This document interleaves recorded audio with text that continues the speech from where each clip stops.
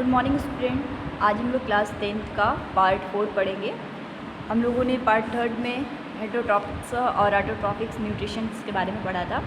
अब हम लोग पार्ट 4 में पढ़ेंगे how do organism obtain their nutritions, मतलब ऑर्गेनिज्म जो हैं वो कैसे न्यूट्रिशंस को प्रोवाइड करते हैं। तो since the food and the way is obtaining differ the digestive system in different various organs, मतलब कि जो हमारे ऑर्गेनिज्म होते हैं उनको उनमें फूड डाइजेशन करने के लिए या डाइजेस्टिव सिस्टम जो होते हैं वो अलग अलग टाइप के होते हैं।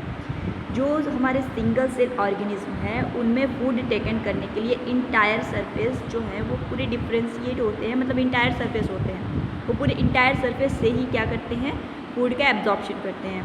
But as a complexity of organism increase, different part become specialised to become in different function, मतलब डिफरेंट पार्ट से स्पेशलाइज्ड फंक्शन होते हैं। जो कि जैसे एग्जांपल के तौर पर क्या है, अमीबा। अमीबा का क्या है, तो amoeba take in food in using temporary finger like extensive and cell surface which fuse over the food particles forming and food vacuoles, मतलब जो हमारे अमीबा हैं वो फूड के लिए यूजिंग करने के लिए उनके पास एक टेम्परेरी फिंगर लाइक एक्सटेंशन होते हैं। जैसे यहाँ पे देखिए फिंगर लाइक एक्सटेंशन का मतलब यहाँ क्या दिख रहा है, ये आपका सियोपोडिया या फिंगर लाइक एक्सटेंशन दिख रहा है। ये टेम्परेरी, मतलब कि ये एक टेम्परेरी मूवमेंट है, ये टेम्परेरी मूवमेंट है। और इसे दिखाने के लिए यहाँ फूड पार्टिकल, यहाँ फूड वैक्यूल्स को दिख रहा है, यहाँ फूड वैक्यूल हो गए और ये यही फूड वैक्यूल्स क्या कर रहे हैं, इस फूड पार्टिकल्स को अंदर की तरफ ले रहे हैं। Inside the food vacuoles complex substance are broken down in simple ones और diffuse into cytoplasm.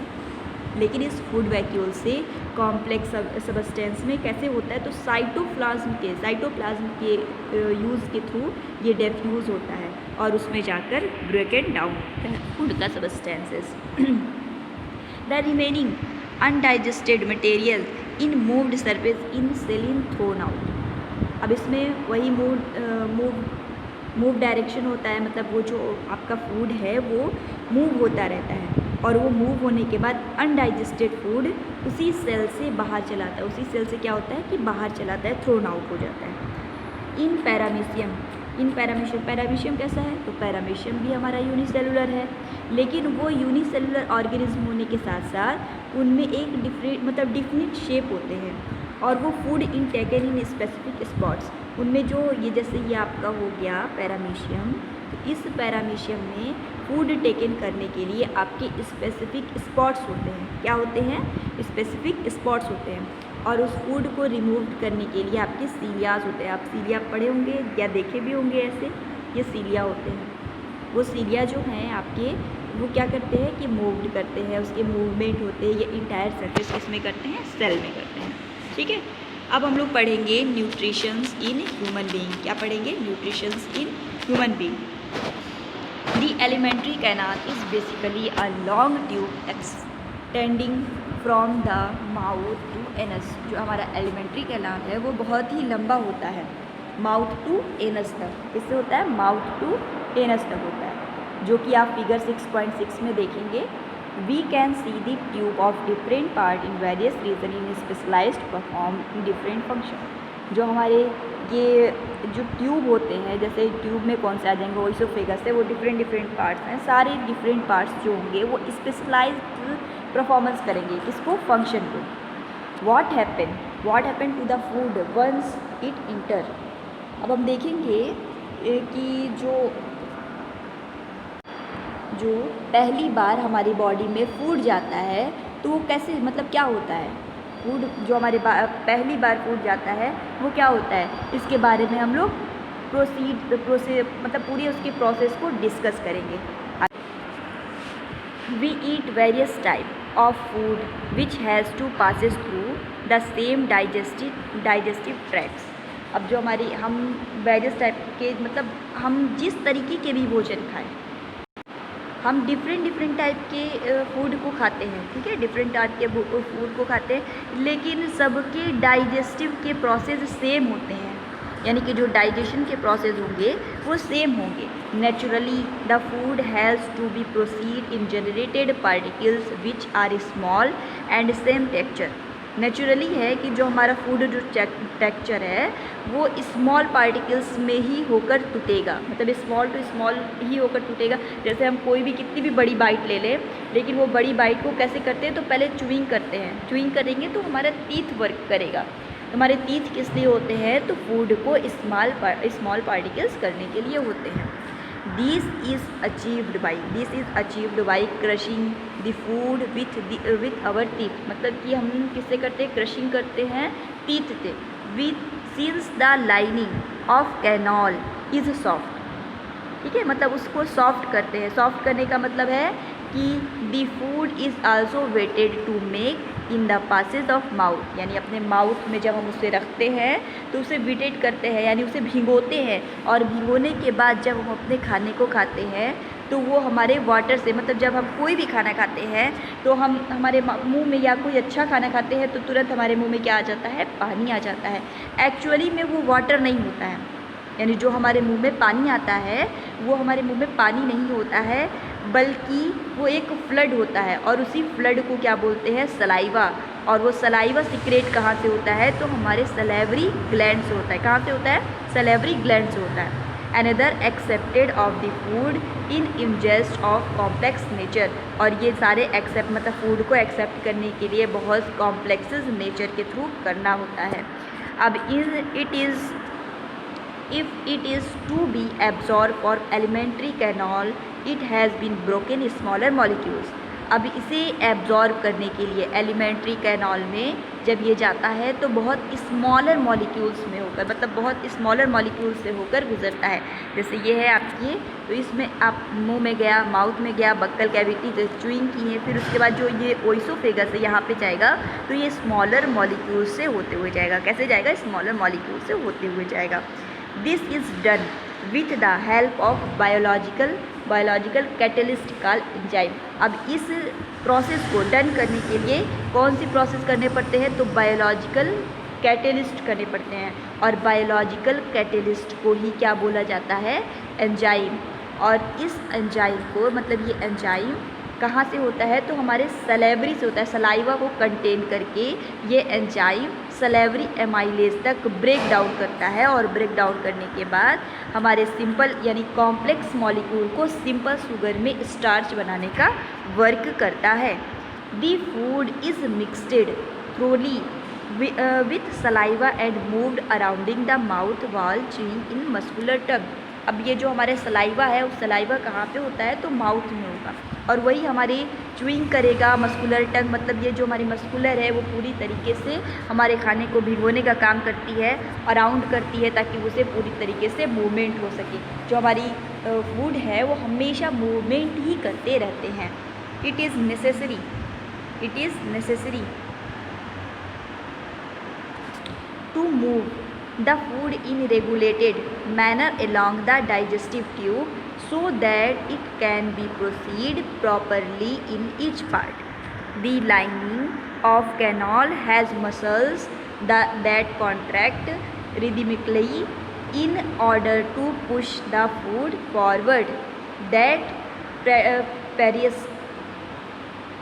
पेरिस्टेटिक movement occur along the gut. अब यहाँ पे ये बता रहा है कि ये जो हमारा ये फूड है वो हमेशा मूव्ड होना, मतलब ज़रूरी है उसका मूव्ड होना डाइजेस्टिव सिस्टम के लिए, डाइजेस्टिव ट्यूब के लिए। ये हमारे कैनाल को हमेशा कॉन्ट्रैक्ट करता है, कॉन्ट्रैक्ट करने के बाद एक धक्का देता है, फूड को क्या करेगा, धक्का देगा। देखिए अब यहाँ पे माउथ हुआ, माउथ से बक्कल कैविटी में गया, फिर ओइसोफेगस में गया, ओइसोफेगस के बाद स्टमक में जाएगा। तो इस स्टमक में जाने के लिए जब यहाँ पे पुश होगा तभी तो होगा। तो ये जो आपके मूवमेंट है वो हमेशा पूरे आंत तक चलते रहते हैं या पूरे गट तक चलते रहते हैं। ये प्रोसेस आपके गट तक चलते रहते हैं जब तक इस प्रोसेस से एनर्जी ना मिल जाए, न्यूट्रिशन ना मिल जाए, फिर उसके बाद अनडाइजेस्टेड फूड हमारे बाहर आ जाते हैं। लेकिन आगे पढ़ेंगे हम लोग। From the mouth the food is taken to the stomach through the food pipe और ओइसोफेगस। जो हमारे माउथ है वो फूड टेकन कहाँ पे होता है, तो ये फूड हमारे स्टमक में पूरी तरीके से चले जाते हैं, जहाँ पे कि फूड पाइप। यहाँ फूड पाइप किसको बोला जा रहा है, तो फूड पाइप हमारे ओइसोफेगस को ही बोला जा रहा है। ये स्टमक में लार्ज ऑर्गन्स एक्सपेंडेड होते हैं जो कि फूड को इंटर करते हैं। क्या करते हैं, फूड को इंटर करते हैं।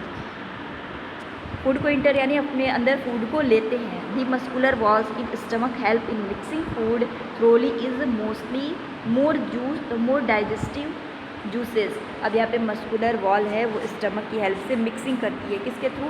डाइजेस्टिव जूसेस के थ्रू। किसके थ्रू? डाइजेस्टिव जूसेस के थ्रू। अब ये डाइजेस्टिव हमारा स्टमक जो है, the digestion in stomach in taken care by gastric gland present in the cell wall present in the wall of stomach. जो हमारे गैस्ट्रिक ग्लैंड होते हैं, ये जो गैस्ट्रिक ग्लैंड है ये कहाँ पे मौजूद होते हैं? तो हमारे स्टमक में मौजूद होते हैं। और ये क्यों मौजूद होते हैं?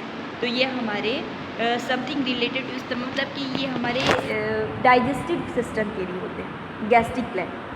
दीज रिलीजेज, और यही गैस्ट्रिक ग्लैंड क्या रिलीज़ करते हैं? तो हाइड्रोक्लोरिक एसिड रिलीज़ करते हैं। क्या करते हैं? हाइड्रोक्लोरिक एसिड रिलीज़ करते हैं। और ये एक प्रोटीन डाइजेस्टिव कार्ड एंजाइम क्या कहलाते हैं? पेप्सिन। अब ये जब हाइड्रोक्लोरिक एसिड ये रिलीज़ करेंगे तो रिलीज़ करने के बाद इसमें डाइजेस्टिव एंजाइम होगा, उस डाइजेस्टिव एंजाइम को पेप्सिन बोलेंगे। क्या बोलेंगे? पेप्सिन बोलेंगे। Pepsin and mucus. The hydrochloric acid created in acidic medium which facilitated the action of enzyme pepsin.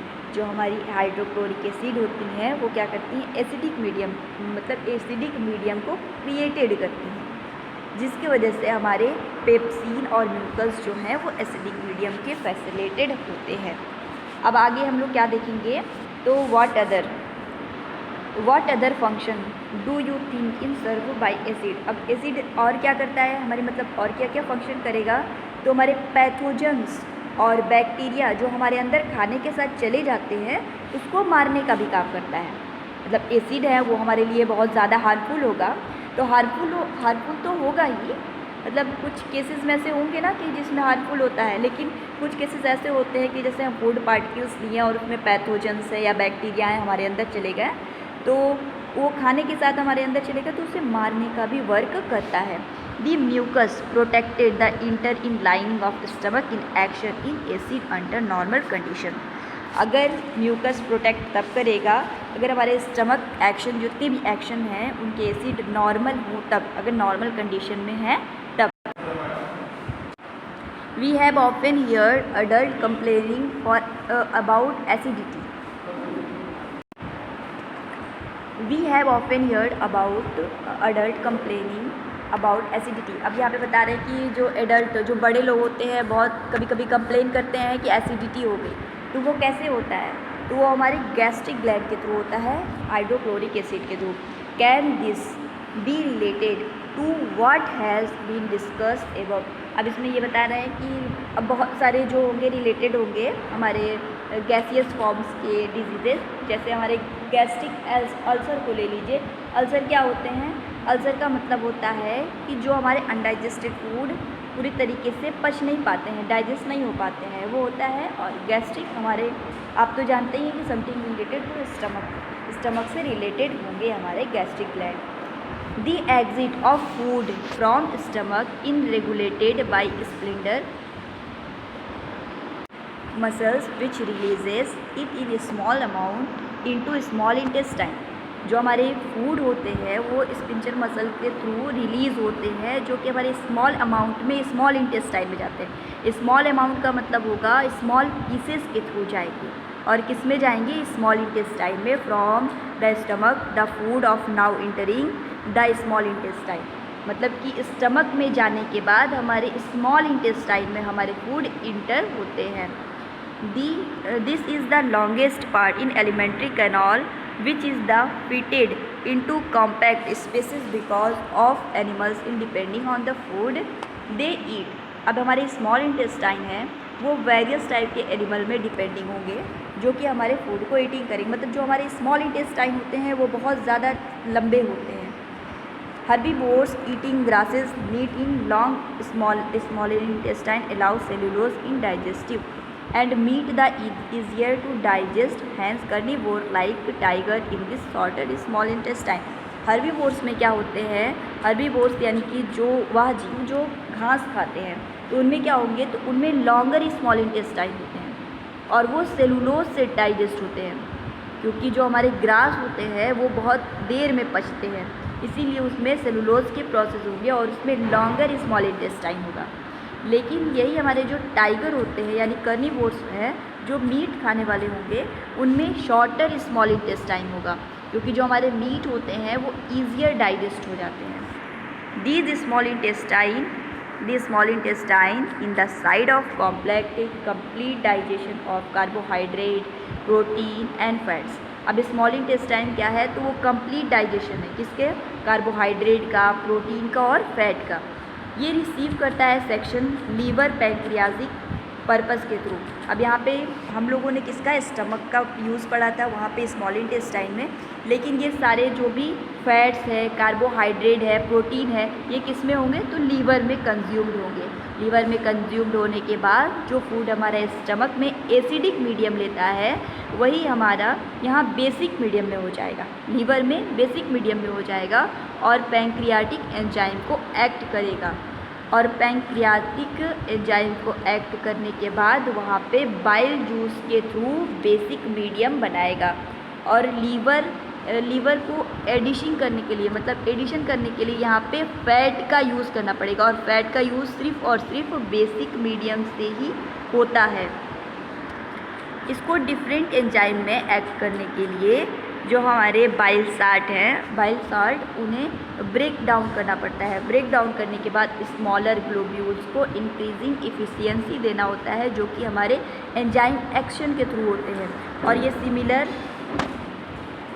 Emulsifying action of soap dirt के थ्रू होता है, जो आप लोग चैप्टर 4 में पढ़े होंगे। चैप्टर 4 में केमिस्ट्री में पढ़े होंगे कि इमल्सिफिकेशन क्या होता है। उस एमल्सिफिकेशन में पैंक्रियाज सिक्रिएट होता है, और पैंक्रियाज कहाँ पे सिक्रिएट होता है, तो पैंक्रियाटिक जूस में, यानी पैंक्रियाज पैंक्रियाटिक जूस में होगा। और ये कंटेन करेगा किसको, एंजाइम को। एंजाइम कौन कौन से एंजाइम होंगे, तो ट्रिप्सिन होंगे।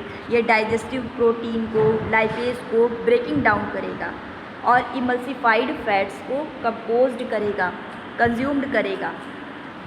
The wall of small intestine contain gland which secreted intestinal juice। अब स्मॉल इंटेस्टाइन कंज्यूम्ड करता है कौन से ग्लैंड को, तो इंटेस्टाइनल जूस को, इंटेस्टाइनल जूस को। और ये एंजाइम फाइनली कन्वर्ट होती है, मतलब इंटेस्टाइनल जूस के बाद ये फाइनली कंज्यूम्ड होगी किसमें, प्रोटीन से एमिनो एसिड में। किससे कंज्यूम्ड होगी, तो पहले एंजाइम है, तो ये एंजाइम रिप्रेजेंट फाइनली कन्वर्ट होगी प्रोटीन से एमिनो एसिड में, और ये कॉम्प्लेक्स कार्बोहाइड्रेट बनाएगी किसके थ्रू, ग्लूकोज और फैट के थ्रू, जिसमें फैटी एसिड और ग्लिसरॉल दोनों शामिल होते हैं। फैटी एसिड और ग्लिसरॉल दोनों शामिल होते हैं। Digestive food is taken up by the walls of intestine. The inner lining of small intestine numerous finger-like structure, finger-like projection called villi। Villi, अब ये विली क्या होगा, तो ये विली होते हैं हमारे फिंगर लाइक स्ट्रक्चर। कैसे होंगे, फिंगर लाइक स्ट्रक्चर, जो कि स्मॉल इंटेस्टाइन में न्यूमेरस होंगे, इनर वॉल में होंगे, इनर लेइंग मेम्ब्रेन होते हैं। इनर लेइंग मेम्ब्रेन में ये विलाई रिचली सप्लाइड होते हैं। रिचली सप्लाइड किसको करते हैं, तो ये विली हमारे ब्लड वेसल्स को और एब्जॉर्ब करती है फूड को। यानी कि जो ये विली का यूज़ क्या होता है, विली होता क्या है, पहले ये जान लें कि विली हमारे स्मॉल इंटेस्टाइन में इनर वॉल लेयर है, और उस इनर वॉल लेयर में फिंगर लाइक प्रोजेक्शन करती है। वही उसी फिंगर लाइक प्रोजेक्शन को ही हम विली कहते हैं। ये विली हमारे सप्लाई करती है ब्लड वेसल्स को, एब्जॉर्ब ऑफ फूड को। ये हमारी एवरी सेल, मतलब पूरे बॉडी में ब्लड को पहुंचाने का काम, या फिर उसको एब्जॉर्ब फूड को पहुंचाने का काम सारी विली करती है। यूटिलाइज़ करती है किसको, एनर्जी को। यूटिलाइज़ किसको करती है, एनर्जी को। और वहाँ पे बिल्डिंग अप, मतलब जो न्यू टिश्यूज़, हमारे जो ओल्ड टिश्यूज़ जो डैमेज हो जाते हैं, उसे रिपेयर करके न्यू टिश्यूज़ में कन्वर्ट करती है। यानी जो हमारे ओल्ड टिश्यूज़ है वो डैमेज हो गए, ख़राब हो गए, तो उसे रिपेयर कर कर वो न्यू टिश्यूज़ में कन्वर्ट कर देगी। अब unabsorb food, the unabsorbed food is said into the large intestine where it wall absorb more water from the material. The rest of material is removed from the body via the anus. अब यहाँ पे unabsorbed, अब ये क्या था, पहला digestive process था, अब यहाँ पे अनडाइजेस्टिव फूड को कैसे बाहर निकालना है उसके बारे में बता रहा है। तो जो अनएब्जॉर्ब फूड होगा वो कहाँ जाएगा, लार्ज इंटेस्टाइन में, यानी जो हमारे एब्जॉर्ब फूड है वो स्मॉल इंटेस्टाइन में होंगे, लेकिन हमारे अनडाइजेस्टेड फूड कहाँ चले आएंगे, लार्ज इंटेस्टाइन में। और ये लार्ज इंटेस्टाइन में एब्जॉर्ब करके हमारे मटेरियल यानी कि मोर वाटर मटेरियल, जो अनएब्जॉर्ब्ड हमारे वाटर होंगे उनको रेस्टिव मटेरियल के थ्रू रिमूव्ड करेंगे हमारे बॉडी से एनस के थ्रू। किसके थ्रू, एनस के थ्रू। हमारे वेस्ट बॉडी को रेगुलेट करेंगे एनॉल स्प्रिंक्चर में। देखिए ये आपका डाइजेस्टिव सिस्टम है, एलिमेंट्री कैनाल। एलिमेंट्री कैनाल मैंने बताया था यहाँ पे माउथ टू एनस तक कंप्लीट होता है। अब यहाँ से हम पहले अपने फूड को गिव करेंगे, फिर उसके बाद यहाँ पे हमारा च्यूइंग होगा टीथ में, फिर ओइसोफेगस में जाएगा। ओइसोफेगस में जाने के बाद स्टमक में स्टोर होगा, और स्टमक में स्टोर होने के बाद यहाँ पे एसिडिक मीडियम बनाएगा। क्या बनाएगा, एसिडिक मीडियम बनाएगा। एसिडिक मीडियम बनाने के बाद हमारे लीवर में जाएगा, और लीवर में बेसिक मीडियम से कंज्यूम्ड होगा, और कंज्यूम्ड होने के बाद यही फिंगर लाइक स्ट्रक्चर यहाँ पर, फिर उसके बाद स्मॉल इंटेस्टाइन में जाएगा, और स्मॉल इंटेस्टाइन में विली जो है वो पूरे ब्लड का सप्लाई करेगी और फूड को रिपेयर करेगी, और जो हमारे न्यू ओल्ड सेल हैं जो डैमेज हो जाएंगे उसे रिपेयर करके न्यू सेल्स बनाएगी। फिर उसके बाद जो हमारे अनडाइजेस्टेड फूड होंगे वो किस में आ जाएंगे, लार्ज इंटेस्टाइन यानी कॉलन में आ जाएंगे, और कॉलन में आने के बाद अनडाइजेस्टेड फूड हमारे यहाँ से एरस से बाहर की ओर निकल जाएंगे। ये आपका पूरा है ह्यूमन एलिमेंट्री कैनाल। अब आपके आर्टिकल क्वेश्चन में दिए हुए हैं उसको हम लोग एक बार देख लेंगे। दिया हुआ है कि what are the differences between autotrophics nutritions and heterotrophic nutritions. तब इसमें क्या हो जाएगा, तो ऑटोट्रॉफिक्स कैसे होंगे आपके, तो जो कि सिंथेसाइज करते हैं किसको, सिंपल न्यू ऑर्गेनिज्म को, न्यू ऑर्गेनिक रॉ मटेरियल को, जो कि कार्बन डाइऑक्साइड और वाटर में कंज्यूम्ड होते हैं। वैसे ही उसी के दूसरी तरफ आ जाएंगे हेटरोट्रॉप्स में, तो ऑब्टेन करेंगे किसको, डायरेक्टली फूड एब्जॉर्ब करते हैं ऑटोट्रॉप्स के थ्रू। ये अपना भोजन खुद से बनाते हैं, लेकिन ये डिपेंड होते हैं इन पर। तो ये फूड को ब्रेक डाउन करते हैं और एंजाइम की हेल्प से अपने फूड को अनडाइजेस्ट करवाते हैं। फिर उसके बाद ये ग्रीन पिगमेंट्स होते हैं, इनमें कोई पिगमेंट्स नहीं होते हैं, और इनमें जो जनरली प्रिपेयर्ड होते हैं डे टाइम में, और इसमें ऑल टाइम में होंगे। ये ऑल ग्रीन प्लांट होंगे और सम बैक्टीरिया होंगे, इसमें सारे एनिमल्स हैं और फंजाई होंगे।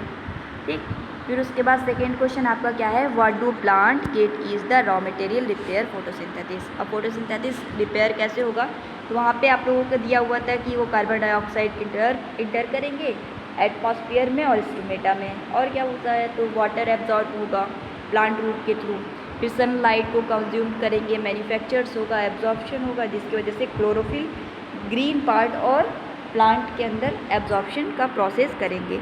ये सारे आपके रॉ मटेरियल को रिक्वायर्ड करेंगे जो कि फोटोसिंथेसिस के प्रोसेस में होंगे। What is the role of acid in stomach.